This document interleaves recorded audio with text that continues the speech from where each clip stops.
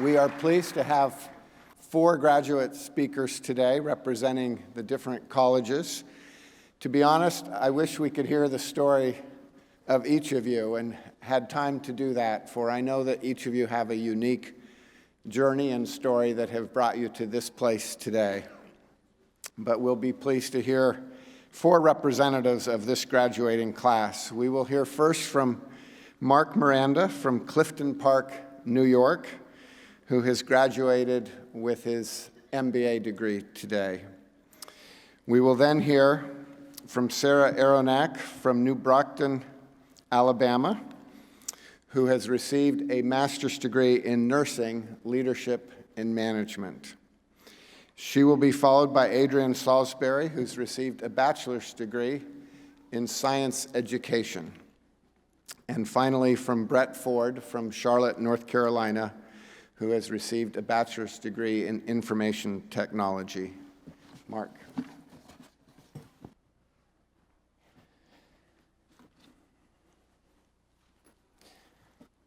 Have you ever had a job where you woke up every morning and thought, this is just awful?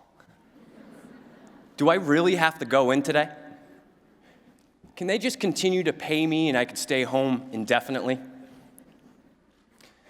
That's what it was like for me, every day, for years. My career had hit a rut and I was stuck. I was moving from job to job trying to find my place. I was stagnant. I knew I had to make a change and I felt this desire to do so.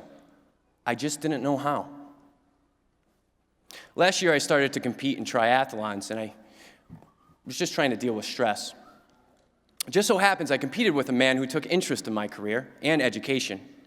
And I told him how difficult it was to find time to complete a 2-year MBA program at a local university and then add an additional $50,000 in student loans on an already existing large amount.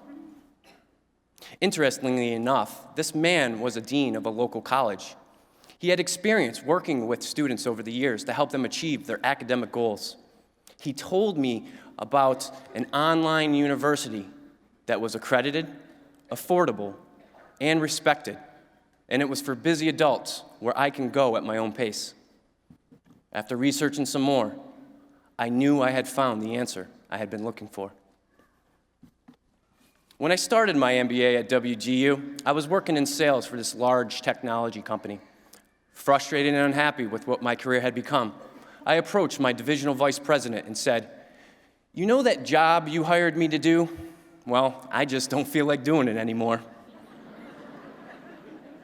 Looking back at this, one can conclude the craziness of approaching the man who hired you and telling him you don't want to do what he pays you to do.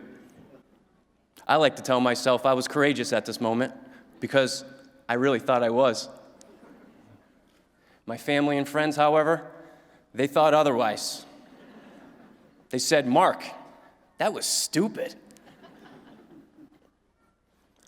I was given time to find a position within the company or out. But I lacked experience, they said. I didn't have the qualifications they were looking for, they said. So I ended up losing that job. My mentor call was the following evening, and it couldn't have come at a better time. I explained to Lisa my unemployment situation, and I remember her sharing a few words I needed to hear. She said, "You can do this, Mark. It's been done before." She said, "I believe in you." Those were the exact words of encouragement I needed to hear. I decided to devote all my time to completing my MBA within 6 months.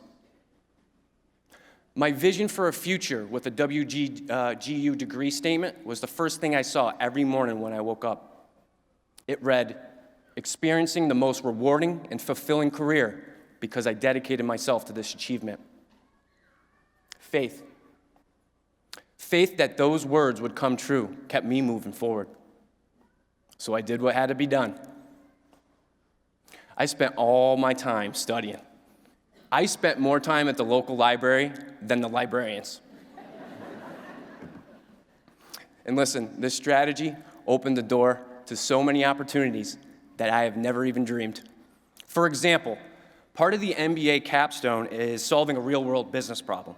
So I had to find a business with a problem, which proved kind of challenging because I couldn't use my current employer because I didn't have one. So I hit the phones. I started targeting companies and industries I wanted to work in. And I would say and ask one after the other, I'd say, hey, do you have a business problem that I could analyze? And finally, one CEO said, Mark, we got a lot of problems for you to analyze. I'd met my match. And with that company, I was able to demonstrate the competencies that I learned from my MBA at WGU. And they were impressed. The CEO said, hey, intern, you're pretty good at solving these business problems. How about a career? She said, how about a career as a business manager at our medical practice?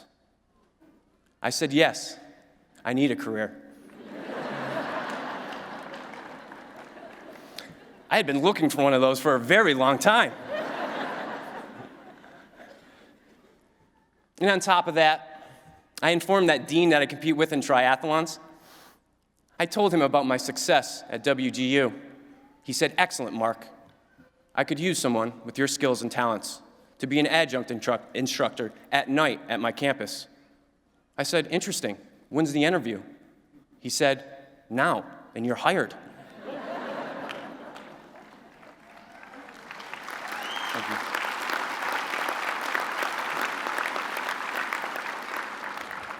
And my role there is to teach, inspire, and motivate students to hit their academic goals.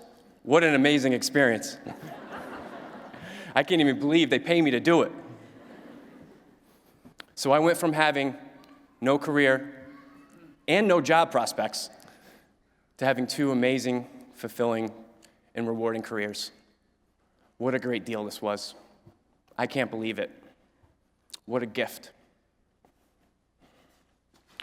What I have found interesting is, after graduating, is how frequently I come into contact with people who are stuck in their careers, just like I was. It's like looking back at where I was less than a year ago. Now I get to share with them my experience about how I overcame those challenges. I get to share my story.